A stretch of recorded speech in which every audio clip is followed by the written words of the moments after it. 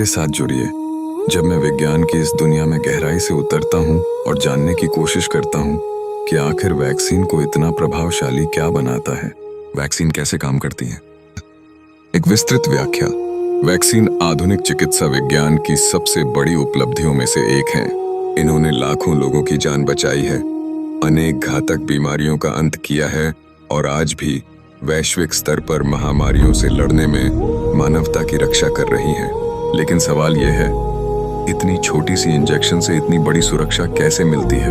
इसका जवाब हमारे शरीर की प्रतिरक्षा प्रणाली, इम्यून सिस्टम और वैक्सीन के आपसी संबंध में छिपा है।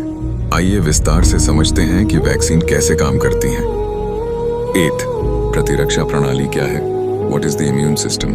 हमारा शरीर एक प्राकृतिक सुरक्षा तंत्र से सुसज्जित होता है जिसे हम प्रतिरक्षा प्रणाली, इम्यून सिस्टम कहते हैं। इसका कार्य शरीर में प्रवेश करने वाले हानिकारक रोगाणुओं जैसे वायरस, बैक्टीरिया आदि से रक्षा करना है। जब कोई नया रोगजनक पैथोजन हमारे शरीर में प्रवेश करता है तो हमारी प्रतिरक्षा प्रणाली 2 चरणों में प्रतिक्रिया करती है। प्रारंभिक प्रतिरक्षा, इनेट इम्यूनिटी या जन्मजात सुरक्षा होती है। जैसे ही शरीर में कोई बाहरी जीव प्रवेश करता है, यह तुरंत सक्रिय हो जाती है। इसमें त्वचा, बलगम, सफेद रक्त कोशिकाएं आदि शामिल होते हैं। अनुकूली प्रतिरक्षा, अडैप्टिव इम्यूनिटी। यह प्रतिरक्षा विशेष रूप से किसी खास रोगजनक के खिलाफ प्रतिक्रिया करती है। यह धीरे धीरे विकसित होती है और शरीर को दीर्घकालिक सुरक्षा देती है। इसमें एंटीबॉडी, एंटीबॉडीज और टी सेल्स की भूमिका अहम होती है। 2. वैक्सीन क्या है? What is a vaccine?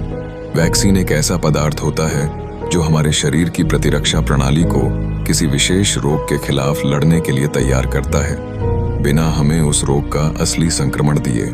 Vaccine में रोगजनक का एक कमजोर, निष्क्रिय या आंशिक हिस्सा जैसे प्रोटीन या मारा हुआ वायरस होता है।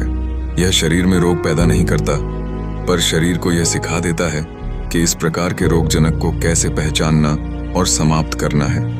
3. वैक्सीन कैसे काम करती है? How does a vaccine work? जब किसी व्यक्ति को वैक्सीन दी जाती है। 8. प्रतिरक्षा प्रणाली वैक्सीन को पहचानती है और उसे एक खतरे के रूप में देखती है। 2. यह प्रतिक्रिया देती है और विशेष एंटीबॉडीज बनाती है जो उस रोगजनक से लड़ सकती हैं। 3. स्मृति कोशिकाएं, मेमोरी सेल्स बनती हैं जो वर्षों तक या जीवन भर उस रोग के खिलाफ याद रखती हैं। 4.